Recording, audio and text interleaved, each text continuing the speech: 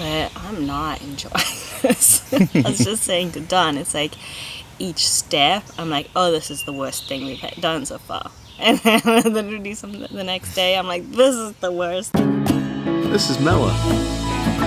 This is Don. And we're sharing our experience as we reinvent our habitat. Got a lot of shiny metal here today from yesterday's final push to grind out the rest of that surface rust and expose the areas that are going to be needing something a little bit more. We've got that Rust-Oleum we're going to hit on the shiny metal. That should cure it enough to put floor over.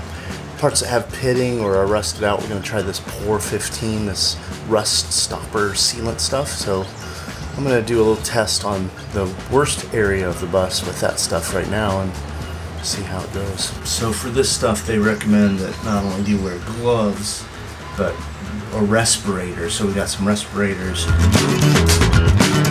The process, it's like 3 steps if you want to do it the way they recommend. You use a cleaner to clean your metal.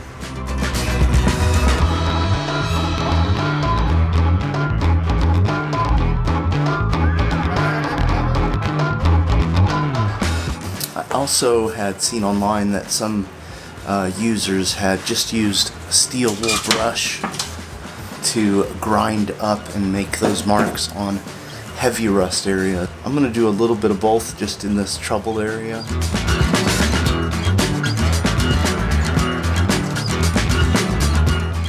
Then you use this metal prep, which I think has a zinc in it that actually scuffs up the metal. And you can see it's eating into the metal. It's really scuffed it up. You can see it change there. When you put the 3rd step on, which is applying the Pore 15, that it has something to grip on and seal onto.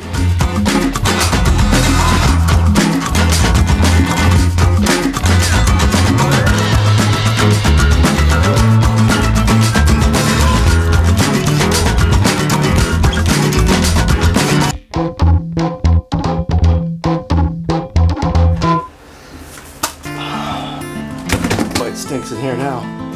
Well, I've got the section I wanted to test painted, and I was just about out of that Pore 15. I went ahead and used it around the corner where it was pretty rusted out too.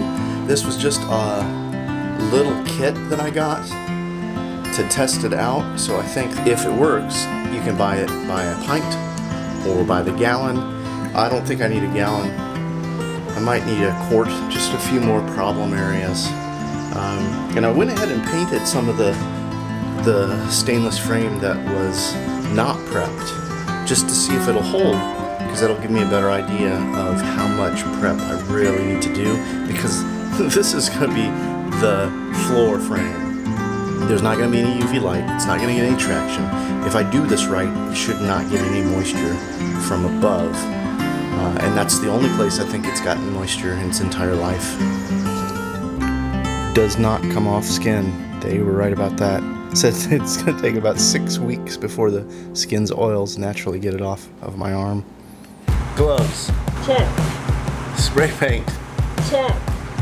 Respirator. Check. Eyeglasses. Check. Alright, the safety. Over my forehead. Well, hopefully you're not going to be spraying your forehead.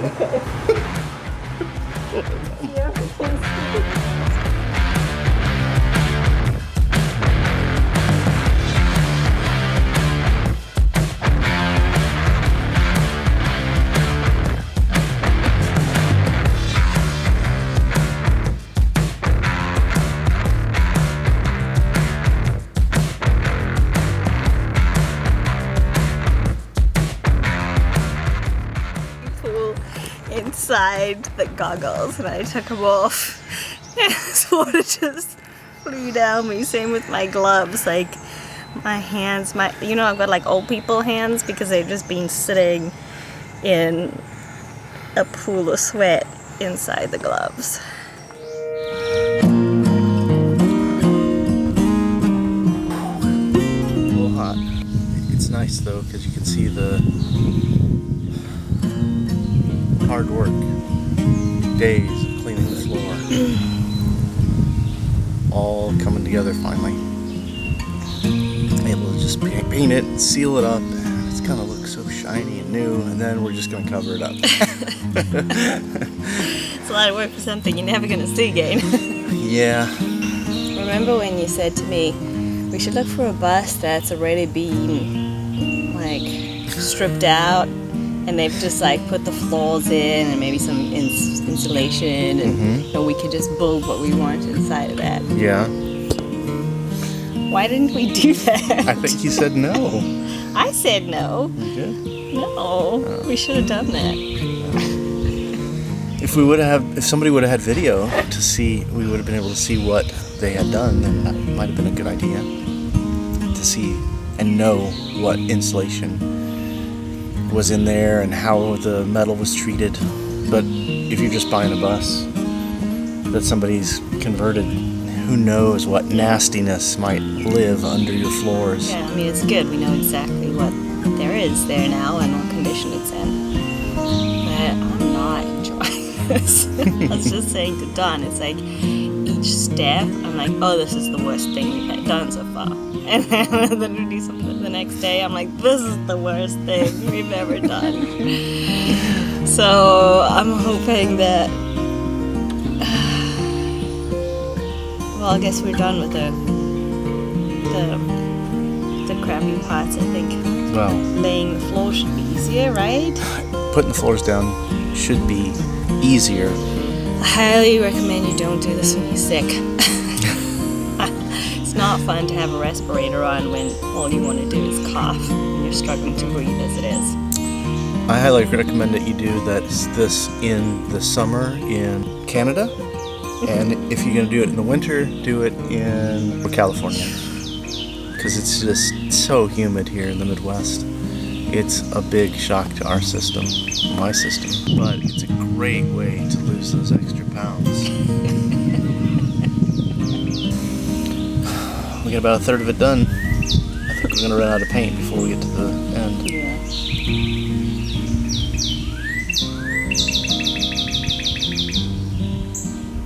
Should we go do it?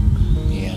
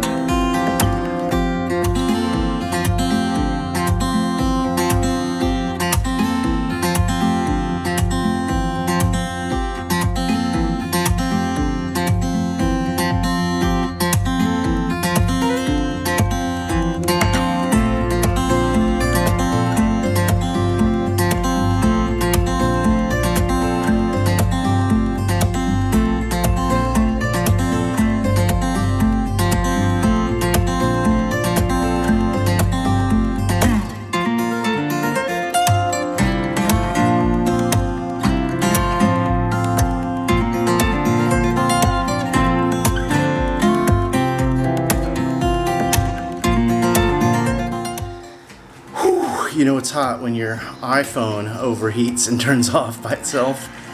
What did we get? Like 70% done, you think? 70% done, ran out of spray paint.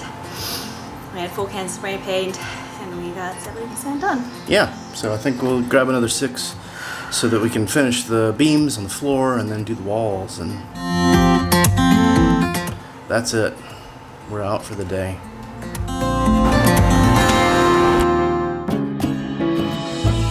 What's your favorite part of painting the floor? There is no favorite part painting the floor.